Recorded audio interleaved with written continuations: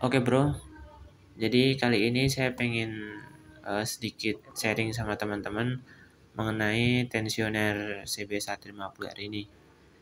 Jadi sebenarnya untuk tensioner ini itu masih bisa diakalin ya. Kalau misalkan teman-teman itu motornya mulai menimbulkan bunyi yang berisik di bagian ketengnya. Jadi sebenarnya eh, kalau misalkan bunyi klotok-klotok itu nggak harus langsung ganti. Misalkan teman-teman sering rame-rame ngomong ganti pakai punya karisma aja, apa di setting manual itu jangan. Jadi ini masih bisa di setel. Cara nyetelnya saya akan tunjukin, dan di sini saya akan bongkar dulu tensioner ini, dan nantinya kita bakal rakit lagi. Sekarang kita buka dulu, itu ada kancingnya di atas kayak kuncian ring seperti itu. Kita copot dulu. Nah, untuk selanjutnya kita bongkar aja.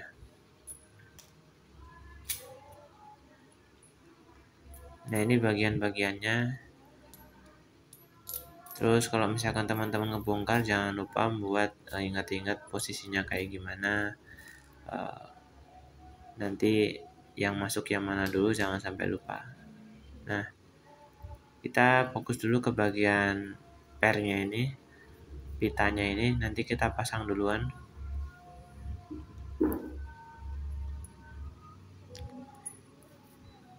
Nah, ini adalah bagian-bagiannya. Oke, kemudian kita yang harus pertama pasang itu per pitanya ini. Nah, ini harusnya masuk ke bagian lubang ini. Itu buat kita nanti ngegulung ulang per pitanya ini. Kalau saya bilangnya per pita sih, cuman nggak tahu kalau orang lain bilangnya gimana. Nah, itu ujungnya itu harus melewati lubang itu. Nah, kalau pernya udah masuk, kemudian kita masukin ringnya. Setelah ringnya kita masukin selongsong plastiknya. Nah, setelah itu kita putar searah jarum jam atau ke arah kanan sampai kawat pir spiralnya ini, pitanya ini tergulung masuk semua. Oke, kalau udah full kita boleh lepas. Nah, itu nggak bakalan copot.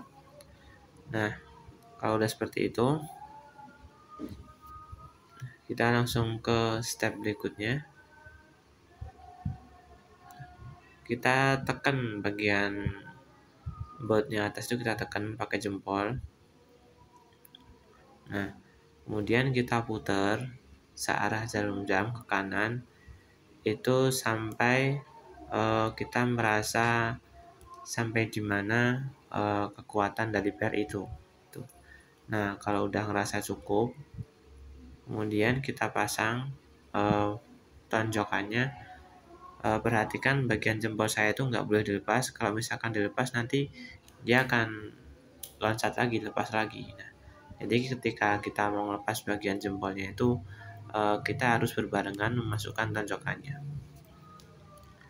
Nah, setelah itu baru kita putar lagi, kita pasin bagian kunciannya itu, kita pasin.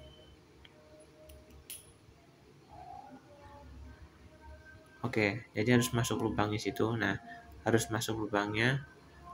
Kemudian kita putar lagi ke bagian kanan, putar lagi ke arah kanan sampai full, sampai dia turun, tonjokannya sampai turun, sampai mentok. Nah, kalau udah seperti itu, pitanya itu juga nggak boleh masuk ya, kawatnya ini nggak boleh sampai ikut masuk. Jadi kalau misalkan ikut masuk nanti salah gitu.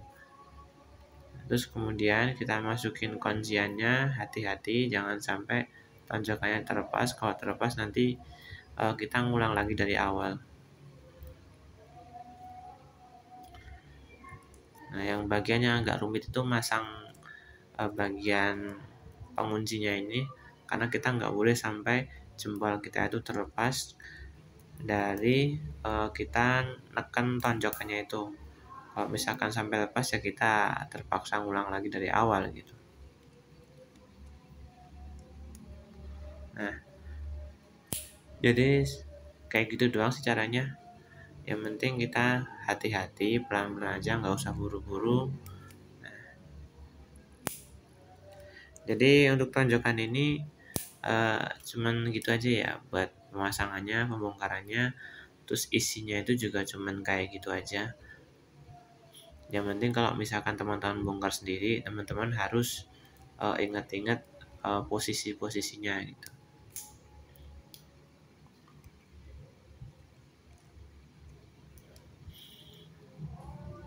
Oke, jadi seperti itu aja caranya. Teman-teman bisa ngikutin cara ini. Kalau misalkan teman-teman masih bingung, teman-teman bisa tanyain di kolom komentar.